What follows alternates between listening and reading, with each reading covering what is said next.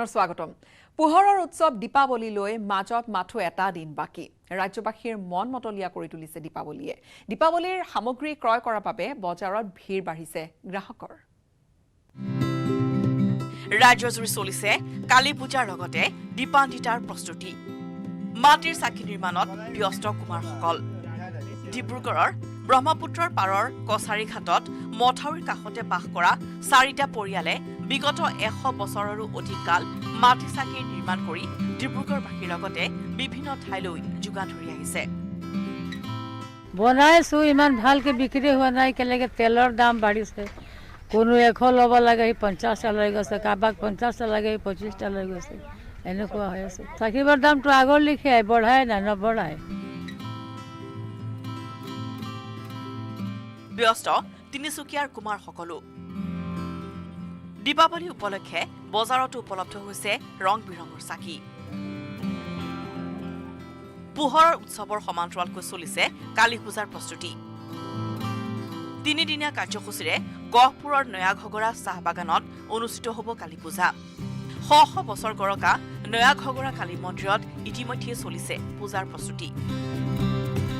সমান্তৰালকৈ ঢেকিয়াজুলিৰ ঠেলামৰা কালীবাৰী মন্দিৰত কালী পূজা উদযাপনৰ প্ৰস্তুতি চলিছে। আনহাতে এই দৃশ্য টংলাৰ বজাৰতো ব্যাপক প্ৰভাৱ পৰিছে মূল্য বৃদ্ধিৰ। বজাৰত নাই গ্ৰাহকৰ ভিৰ। Bureau report, news 18 Assam north east.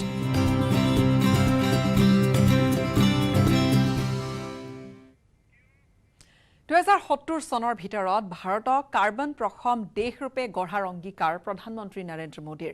ৰাষ্ট্ৰসংঘৰ জলবায়ু সন্মিলনত অংশ লৈ একথা ঘোষণা কৰিলে প্ৰধানমন্ত্ৰীগৰাকীয়ে। কাৰ্বন প্ৰসম ভাৰতৰ বাবে ল'বলগীয়া 4টা পৰ্যায়ৰ কথাও ঘোষণা কৰিলে প্ৰধানমন্ত্ৰীগৰাকীয়ে।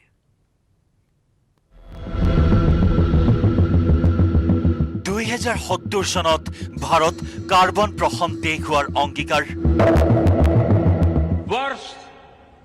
2070 तक भारत नेट जीरो का लक्ष्य हासिल करेगा। ৰাষ্ট্ৰসংঘৰ জলবায়ু সন্মিলন COP26ত ভাগ লৈ প্ৰধানমন্ত্ৰী নৰেন্দ্ৰ মোদীয়ে ঘোষণা কৰিলে দেশৰ এই লক্ষ্যৰ কথা।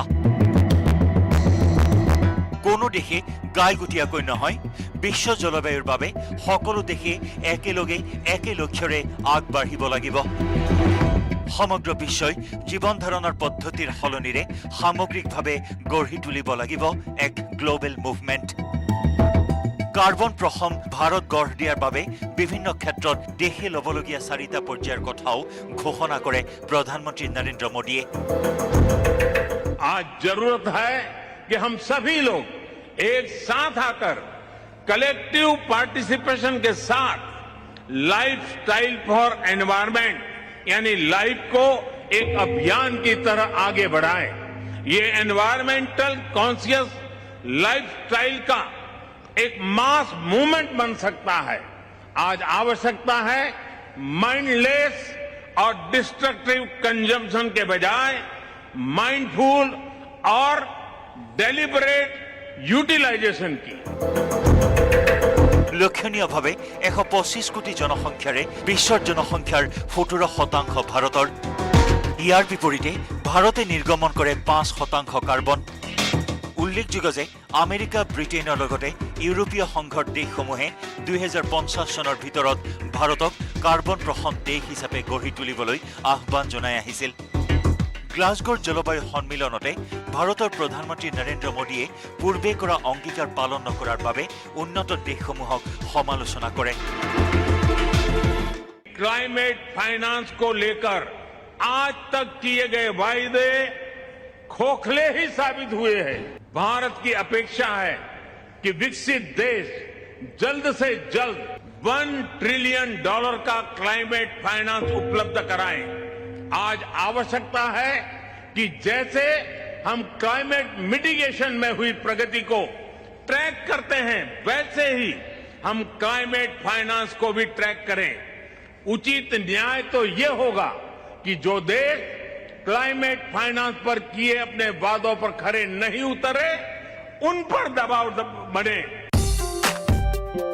ভাৰতকে ধৰি উন্নয়নশীল দেশসমূহৰ কৃষকসকলে জলবায়ু পৰিৱৰ্তনৰ বাবে সন্মুখীন হোৱা প্ৰত্যাহ্বানৰ বিষয়টো উত্থাপন কৰি প্ৰধানমন্ত্ৰী নৰেন্দ্ৰ মোদীয়ে কয়, জলবায়ু পৰিৱৰ্তনৰ দ্বাৰা অধিক প্ৰভাৱিত হোৱা উন্নয়নশীল দেশবোৰৰ প্ৰতি এয়া অন্যায়। বহু নৃগোষ্ঠীৰ প্ৰকৃতিৰ সৈতে সামঞ্জস্য ৰাখি জীয়াই থকাৰ জ্ঞান আছে।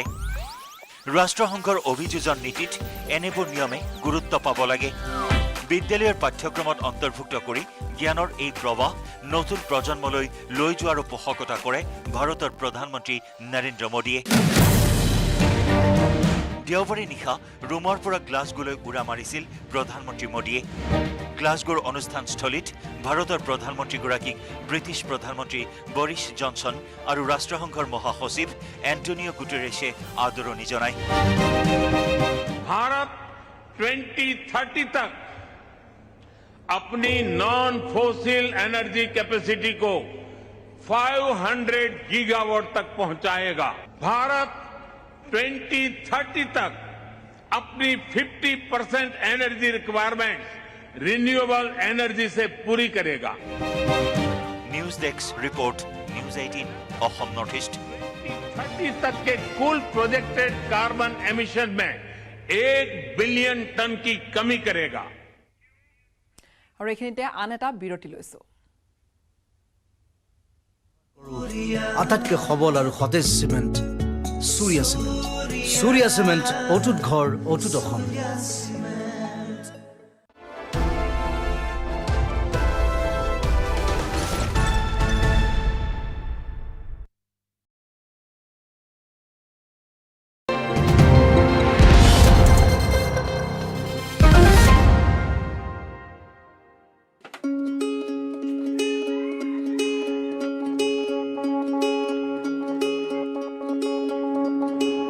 পোহৰৰ উৎসৱ দীপান্বিতালৈ সাজু সকলো। দীপাৱলী আহিলেই ব্যস্ততা বাঢ়ে মৃৎশিল্পীসকলৰ। কোভিডৰ বাবে বিগত বছৰত মাটিৰ চাকি বিক্ৰী সীমিত হোৱাৰ পিছত এই বছৰ অধিক বিক্ৰী হোৱাৰ আশা দেখিছে মৃৎশিল্পীসকলে। সেয়েহে তেওঁলোকে বিগত বছৰতকৈ এইবাৰ অধিক মাটিৰ চাকি নিৰ্মাণ কৰিছে। মঙলদৈ পুনিয়া বৰকুমাৰপাৰাৰ মাটিৰ চাকিয়ে উজ্বলাব আপোনাৰ পদূলি। চীনৰ জাকজমকীয়া বিজুলীক প্ৰত্যাহ্বান জনাবলৈ সাজু হৈছে কুমাৰপাৰা গাঁৱৰ মৃৎশিল্পীসকল।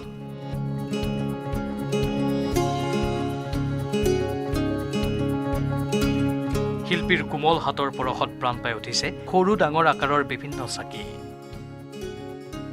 ককাক আজু ককাকৰ দিনৰে চাকত নিৰ্মাণ কৰিছে এইসমূহ সামগ্ৰী।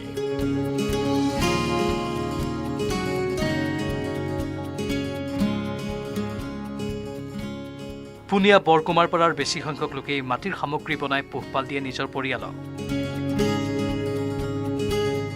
দীপাৱলী অহাৰ লগে লগে প্ৰত্যেকটো পৰিয়ালৰে জীয়ৰী বোৱাৰী বুঢ়া মেধা সকলো লাগি পৰে চাকি বনোৱা কাৰ্যত। মই উপস্থিত আছোঁ মঙলদৈ বৰকুমাৰপাৰা গাঁৱত, আৰু এইখন গাঁৱৰ প্ৰতিঘৰ পৰিয়ালেই মাটিৰ চাকি নিৰ্মাণ কৰে আৰু বজাৰত বিক্ৰী কৰে। আৰু ইতিমধ্যে মাটিৰ চাকিসমূহ নিৰ্মাণ কৰাত ব্যস্ত হৈ পৰিছে। যিহেতু মাটিৰ চাকিসমূহ নিৰ্মাণ কৰাৰ পিছত তেওঁলোকে ৰ'দত শুকুৱাই আৰু ইয়াৰ পিছত তেওঁলোকে যি জুইত পোৰা হ'ব আৰু এই কাৰ্য কৰিবৰ কাৰণে তেওঁলোকে সাজু কৰিছে। এই যি ঘৰখন তেওঁলোকে কিন্তু প্ৰতি বছৰে প্ৰায় লক্ষাধিক মাটিৰ চাকি সাজু কৰি তোলে, আৰু এই বছৰ তেওঁলোকে মাটিৰ চাকিসমূহ সাজু কৰিছে, বজাৰত বিক্ৰী কৰিব আন বছৰৰ দৰে এই বছৰ। কিন্তু এই বছৰ যিহেতু দীপাৱলী উদযাপন কৰিব সকলোৱে, আৰু তাৰ কাৰণে অধিক তেওঁলোকে মাটিৰ চাকি নিৰ্মাণ কৰিছে। আমি আইতাগৰাকীৰ ওচৰলৈকে যাম, কথা পাতি যত্ন কৰিম। এবাৰ মাটিৰ চাকি আন বছৰতকৈ বেছিকৈ বনাইছে নেকি? এইবাৰ আমাৰ বেছিকৈ বনাইছোঁ বাবা। এইকেইবছৰ খোলা হোৱা নাছিল নে, লকডাউন হৈ আছে, এইবাৰ অলপ বেছিকৈ বনাইছোঁ। আৰু মাটিৰ চাকিৰ বাহিৰে ডাঙৰ ওখ গছা, আকৌ ধূনা দিয়া, এইবিলাক বনাই আছোঁ। বনোৱা গৈছে 3-4 হাজাৰমান, আগতকৈ বেছি অলপমান। মনটো ভাল লাগছে, কাৰণ যোৱা এই 2 বছৰতে বহুত তাৰমানে এই কোভিডৰ কাৰণে তাৰমানে বন্ধ হৈ থাকিল।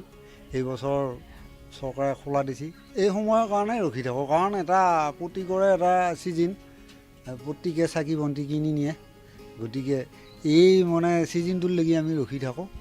প্ৰতি বছৰে প্ৰায় 10-15 হাজাৰ চাকি বনাই এই বছৰ কিমান এইবাৰ মোটামুটি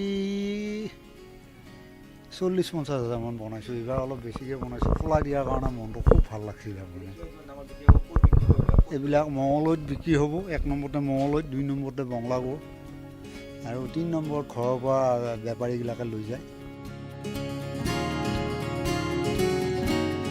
প্ৰত্যেকটো পৰিয়ালৰ মাজতেই চলে এক সুস্থ প্ৰতিযোগিতা। প্ৰত্যেকটো পৰিয়ালে সাজি উলিয়াই 40,000 পৰা 50,000কৈ মাটিৰ চাকি। স্থানীয় বজাৰত এইসমূহ বিক্ৰী কৰাৰ লগতে এওঁলোকৰ ঘৰৰ পৰাও এই চাকিসমূহ কিনি লৈ যায় বহু গ্ৰাহক আৰু ব্যৱসায়ীয়ে।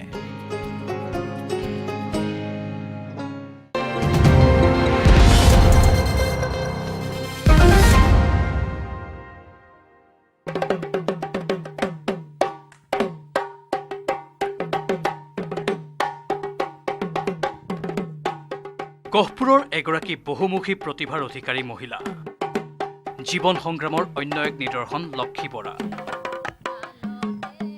গহপুৰৰ বৰঘুলিৰ নিবাসী লক্ষী বৰাই বৰগীত, হৰিনাম, দিহানাম, লোকগীত, বিহুগীত আদি সুন্দৰ ৰূপত পৰিৱেশন কৰাৰ লগতে বজাব পাৰে ঢোল, খোল, নাগাৰা আদি বাদ্যযন্ত্ৰ। মনত অদম্য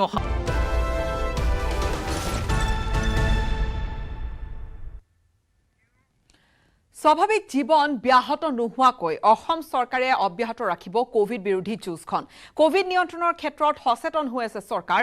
কোভিডৰ শেহতীয়া সংক্ৰমণ সন্দৰ্ভত মঙলবাৰে এই মন্তব্য কৰিছে স্বাস্থ্যমন্ত্ৰী কেশৱ মহন্তই। সাধাৰণ লোকৰ হাৰাশাস্তি নোহোৱাকৈ আক্ৰান্তৰ সংখ্যা অধিক হোৱা ঠাইক ঘোষণা কৰা হ'ব কণ্টেইনমেণ্ট জোন আৰু কেৱল আক্ৰান্ত ব্যক্তি থকা ঠাইখিনিকহে কণ্টেইনমেণ্ট জোন ৰূপে ঘোষণা কৰিব স্বাস্থ্য বিভাগে। 15 নৱেম্বৰৰ ভিতৰত 3 কোটি ভেকচিন দিয়াৰ এই প্ৰক্ৰিয়া সম্পূৰ্ণ কৰাৰ লক্ষ্য হাতত বান্ধি লৈছে ৰাজ্য চৰকাৰে। আপোনালোকে দেখিছে কোনোবা দিনা 200 বা 300ৰ ভিতৰত প্ৰত্যেক দিনে হৈ আছে। গতিকে এই সংখ্যাটো কোনো যথেষ্ট সংখ্যা নহয়, যদিও আমি যথেষ্ট এই ক্ষেত্ৰত সচেতন আৰু সচেতনেই নহয়, এই ক্ষেত্ৰত আমি বিশেষ ব্যৱস্থা লৈছোঁ ভেকচিনৰ কাৰণে। আৰু আমি 15 নৱেম্বৰৰ ভিতৰত আমি আশা কৰিছোঁ আমি 3 কোটি ভেকচিন অতিক্ৰম কৰিম। এইটো গোটেইটো নিৰ্ভৰ কৰিব পৰিস্থিতিৰ ওপৰত। আমি দৰকাৰ হ'লে একে জেগাত বেছি কেছ ওলালে লগে লগে আমি কণ্টেইনমেণ্ট জোন কৰিম। সকলো লোকে যাতে তাৰ কাৰণে মানে হাৰাশাস্তি হ'ব নালাগে। কেৱল যিটো জোনত বেছিকৈ ওলায় সেই জোনটোৰ লোকক আমি কণ্টেইনমেণ্টত ৰাখি তেওঁলোকক বাকীখিনি সা সুবিধা আমি দিম। শিক্ষানুষ্ঠান খুলিছোঁ যদিও আমি ক'ভিড প্ৰট'কল মেইনটেইন কৰি খুলিছোঁ। গোটেই ক্লাছবিলাক একেলগে কৰা নাই। সপ্তাহত 3 দিন একোটা ক্লাছ হৈছে, যাতে অনুষ্ঠানটোত ছেকশ্যন কৰি ক্লাছ কৰিব পাৰে, আঁতৰে আঁতৰে বহিব পাৰে। গতিকে সকলো ব্যৱস্থা লৈছোঁ। তাৰ ভিতৰত সাৱধানতা হিচাপে ক'ৰবাত যদি 2-এটা কেছ ওলাইছে আমি বন্ধ কৰিছোঁ। আজিৰ দিনটোত চৰকাৰৰ ইচ্ছা আৰু চিন্তা এইটো যে স্বাভাৱিক জীৱন যাত্ৰা অব্যাহত ৰাখি কোভিডৰ লগত আমি যুঁজিম। টেকনলজি, ষ্টাইল সকলো দিশতে দুৰ্দান্ত জিঅ' ৱৰ্ল্ড ড্ৰাইভ আৰু প্ৰিমিয়াম শ্বপিং মল উদ্বোধন কৰিলে ৰিলায়েন্সে। ইয়াৰ জৰিয়তে বিশ্বমানৰ সেৱা গ্ৰাহকক দিবলৈ বদ্ধপৰিকৰ ৰিলায়েন্স সংস্থা। ভাৰতীয় লোকে যাতে দেশৰ ভিতৰতে আন্তৰ্জাতিক মানৰ শ্বপিং মল লাভ কৰে সেই উদ্দেশ্যৰে এই মল খোলা হৈছে। এণ্টাৰটেইনমেণ্ট, খোৱা খাদ্য, ৰিটেইল, সংস্কৃতি সকলো আছে ইয়াত। আৰু এই ধৰণৰ অত্যাধুনিক শ্বপিং মল প্ৰথমবাৰলৈ ভাৰতত উপলব্ধ হ'ল। মুম্বাইৰ বাণিজ্যিক কেন্দ্ৰ বান্দ্ৰা কুৰ্লা কমপ্লেক্সত সম্প্ৰতি উদ্বোধন কৰা হৈছে জিঅ' ৱৰ্ল্ড ড্ৰাইভৰ আৰু 17.5 একৰ মাটিত নিৰ্মাণ কৰা হৈছে এই premium retail destination. Reliance brands লিমিটেডৰ CEO দৰ্শন মেহতাই জনাইছে যে বান্দ্ৰা কুৰ্লা কমপ্লেক্সত নিৰ্মাণ কৰা জিঅ' ৱৰ্ল্ড ড্ৰাইভ মুম্বাইৰ ছ'চিয়েল চেণ্টাৰৰ নতুন ভৰ কেন্দ্ৰ বুলি ক'ব পাৰি। সমগ্ৰ বিশ্বৰ বিভিন্ন ৰিটেইল সংস্থাৰ আউটলেট আছে ইয়াত আৰু জিঅ' ড্ৰাইভ ইন থিয়েটাৰো এক নতুন আকৰ্ষণৰ কেন্দ্ৰবিন্দু হ'বলৈ গৈ আছে।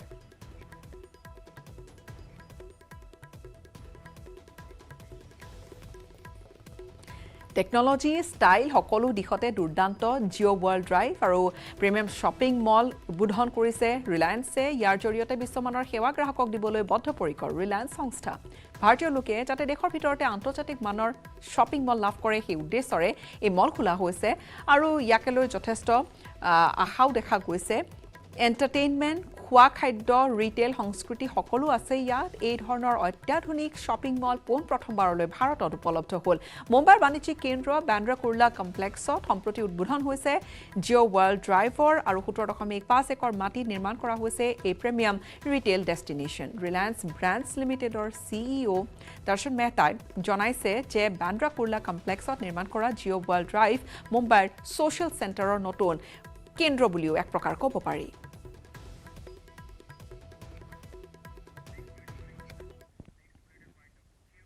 ইয়াৰ সৈতে সময় হ'ল এতিয়া বাতৰিৰ পৰা বিদায় লোৱাৰ ধন্যবাদ